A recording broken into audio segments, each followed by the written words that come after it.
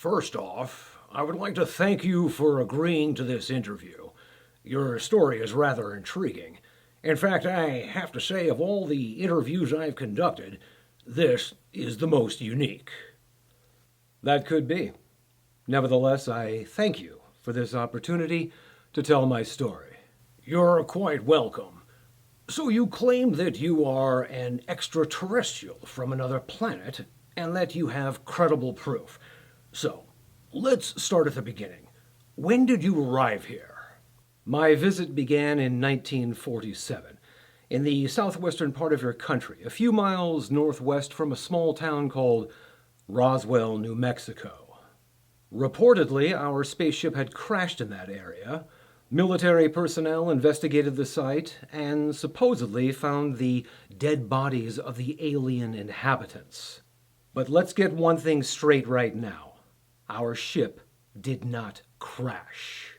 We landed just fine, performing one of the many observational missions that we've done on your planet. The other crew member and myself were alerted well in advance by our sensors of your military approaching. Plenty of time to return to our ship and leave, except that a trigger-happy gunnery sergeant a few miles away decided to shoot off a truck-mounted missile. So, the crashed spaceship was actually a crippled spaceship, thanks to your overzealous military. The other crew member was killed instantly. Escape was impossible. I would have to use transference. Transference is our ability to shift the essence of our being into another body. That, along with cloning, allows us to live indefinitely. For the transference, I had to make a very quick decision. So I chose a soldier that appeared to me to be a commanding officer of the squadron. That way, I would hopefully have the authority to hide and protect my body, which would be in a dormant state, and then transfer back at a future opportunity. All right, now listen up and follow my instructions exactly. I want that creature placed into a sealed container immediately. I want him locked in the security room. Nobody is to go anywhere near that area without hearing from me. Nobody does anything unless you get an order directly from me. But there were higher-ups, a lot of people who outranked me. And right away, government scientists and researchers swooped in performing autopsies on us. They cut us open, they dissected our entire bodies, and discovered that in some ways we're different, and in other ways, very much the same. After they got done butchering us, they cremated our remains. And that left me stuck. I couldn't do another transference without my body, and that was gone. When word leaked out and hit the headlines, oh, it was a pretty big deal. So the military did their best to bury the whole thing, claiming it was just a crashed weather balloon. They even got some poor enlisted guy to pose holding some torn-up weather balloon garbage. See? No aliens here. Well, that didn't work. You people love your conspiracy theories, your supposed cover-ups, your crazy cult beliefs. So you went nuts, and an alien craze spread across the country.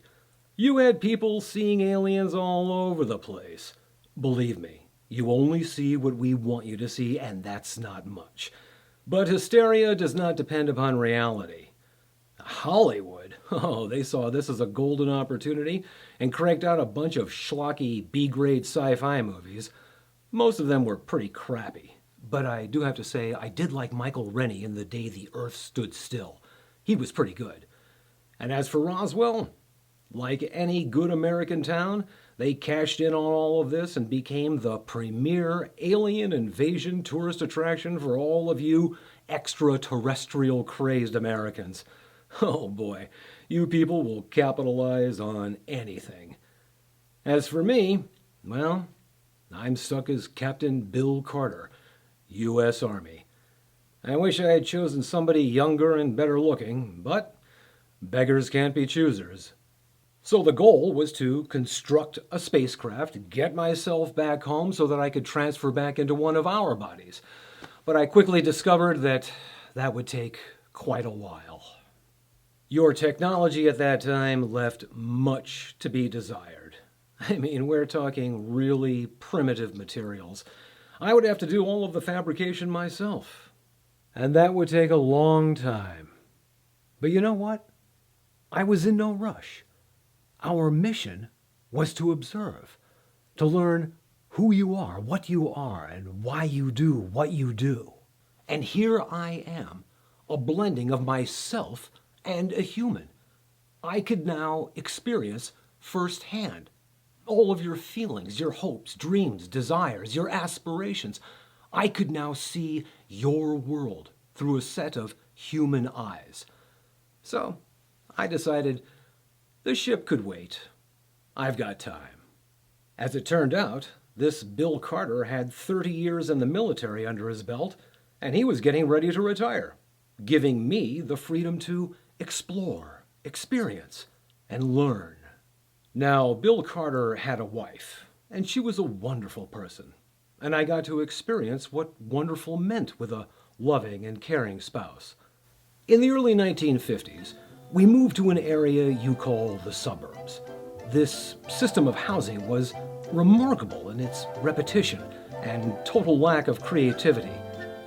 And I noticed that everyone in these suburbs had the exact same skin tone. Every single person. Everyone. Everyone was exactly the same, without exception. Even though, in the very city that we lived in, there were a wide variety of people with different skin tones. I observed many different types of people, different facial characteristics. And all of these other different people, well, they were completely separated from us. They lived in entirely different areas, as if borders were erected to segment the different skin tones, even though essentially all of you were the same. I found that very curious. In any case, I enjoyed experiencing the human suburban lifestyle. Some of your rituals and practices I found to be quite charming, and others were very intriguing. You regularly harvested the vegetation surrounding your homes that you called a lawn, and then you didn't seem to do anything with that harvest. The lawn seemed to exist only so that you would go back and cut it again, and again, and again. You all seem to greatly enjoy burning the flesh of dead animals over open fires in your backyard on warm Sunday afternoons. I surmised that this must have been some sort of reverence of your early primitive beginnings. It was around this time that I explained to Bill's wife who I actually was and where I came from. It was a bit of a shock at first, but she was a woman who possessed a certain wisdom. She had a broad world view, and she grew to accept our situation, for which I was very grateful, particularly with the issue of aging. You humans have a rather short lifespan. Your bodies deteriorate fairly quickly. On average, you live for maybe a little over 80 years or so. Well, we developed the tools of longevity quite some time ago, and Bill Carter absorbed that quality during the transference. So, with Bill now enjoying a lifespan of some 6,000 to 7,000 of your Earth years, that could cause some undue attention to me as people around me age while I stay the same. So after my wife passed away, I realized that periodically I would have to move to another city and create an entirely new identity, which, as I found out, was not that difficult to do. On your planet, for the right price, you can find somebody to do just about anything, including creating a whole new person, with all of the necessary identification and documents manufactured perfectly so that I could create a fresh start, safe and simple. By the 1960s, I was starting to get a little bored. But then something very interesting happened. Across your country, many people were becoming deeply involved in this countercultural movement. People started to rebel against the established norms of your society.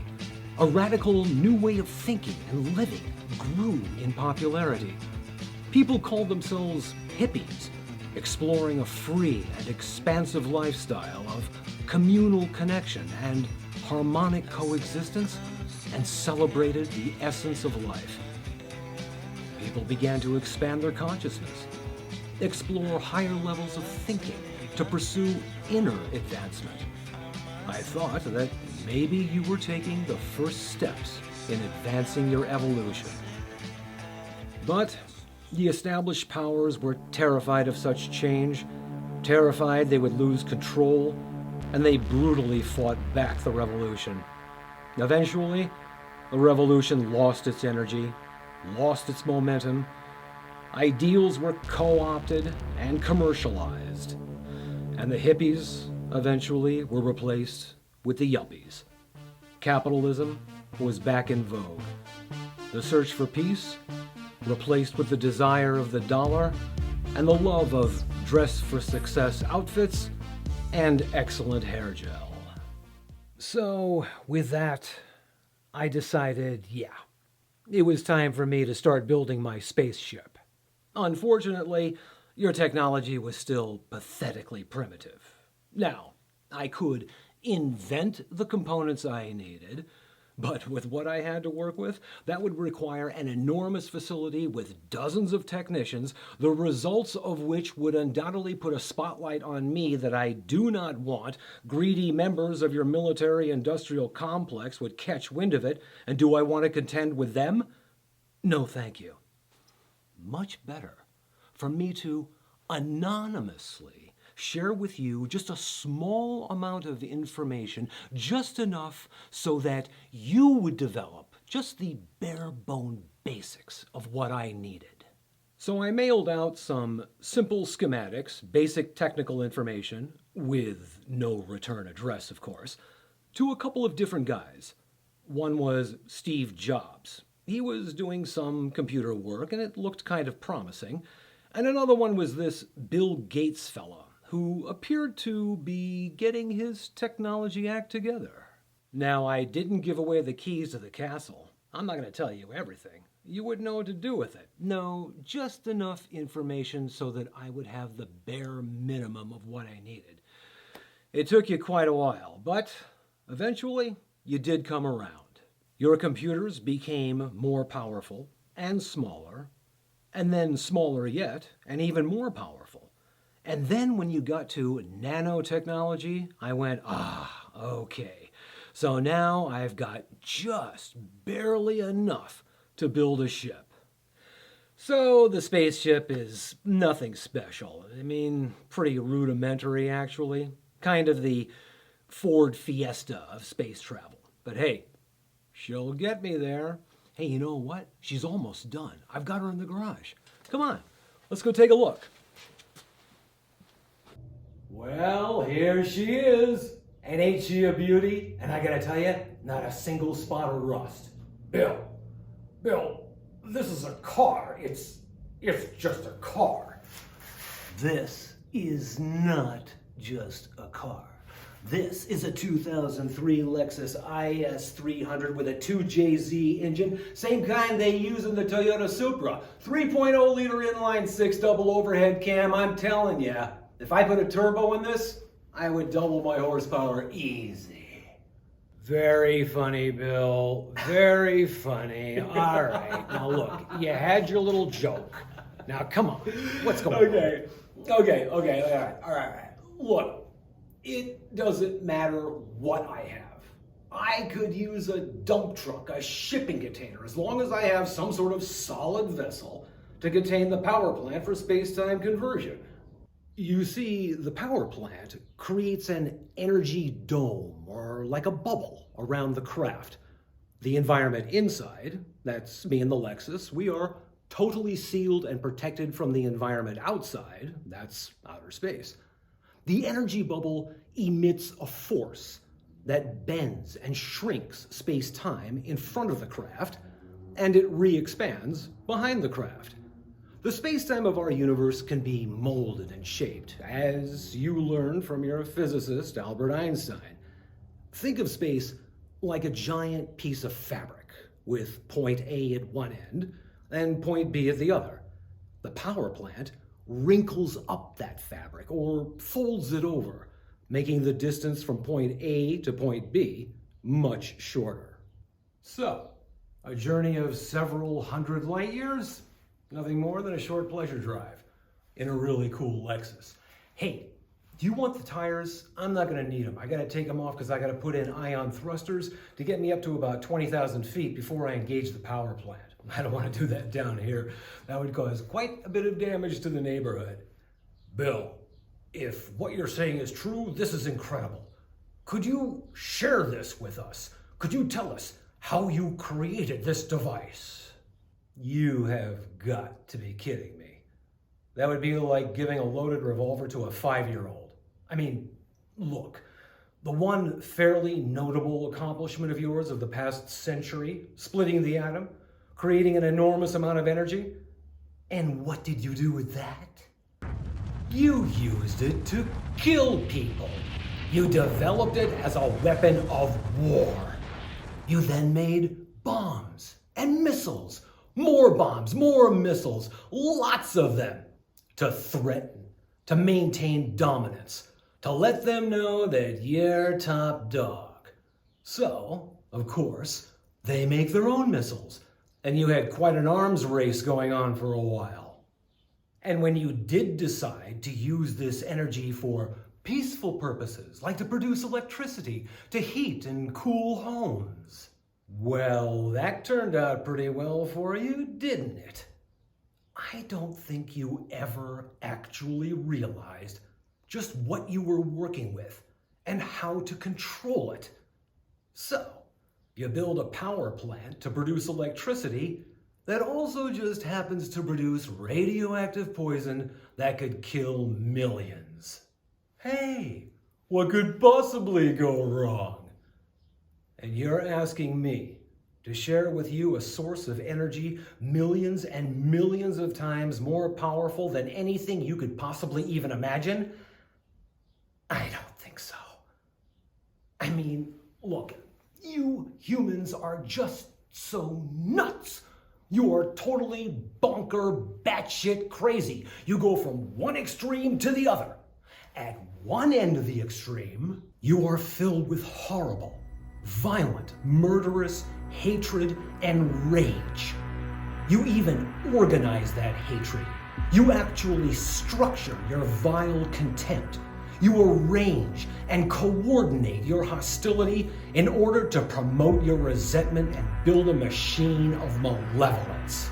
And then that forces you to go to the other end of the extreme, where people actually have to fight and struggle just to be treated fairly, to be treated with equality and given the dignity that you deserve. You actually battle to enjoy the concepts of justice, kindness, and respect. All of these should be a given. You've actually had to create hundreds of charitable organizations in order to help people who have been abused by you.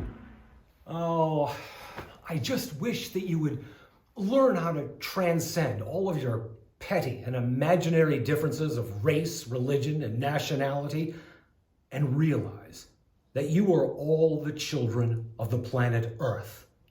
And the planet Earth is one of many, many children of a vast and magnificent universe. You have the ability. You could choose to move forward in your evolution. You could choose to take the first steps towards building a utopian society where everyone is an integral part of everything. Or you could just end up like one of those dystopian sci-fi movies starring Will Smith. Well, you know what? I'm not going to stick around to find out. I've seen enough. This little puppy is going to be ready in just a couple of days, and I am out of here. And so I wish to you all the best in all of your future endeavors. Goodbye, and good luck.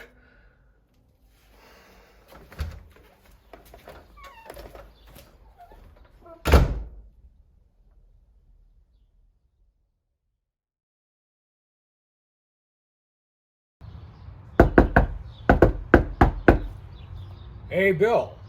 Bill, are you there? All right, come on. Let's head around to the back and see if he's in the garage. Hey, Bill. Bill, it's the guy from the interview. Are you here? I just wanted to ask you a couple more questions about, oh boy. Well, looks like we are a day late and $1 short. Well, there's the tires. He said he wasn't going to use them. And what's that on the wall? Move the camera over there. It looks like a little note. Let's get closer. Let's see. Oh, my. So that's how he signs his name. Well, all right. Come on, guys, we're done. Let's pack up and get out of here. Hey, would you give me a hand and help me load those tires into my truck? Those are pretty good tires. They got a lot of tread on them.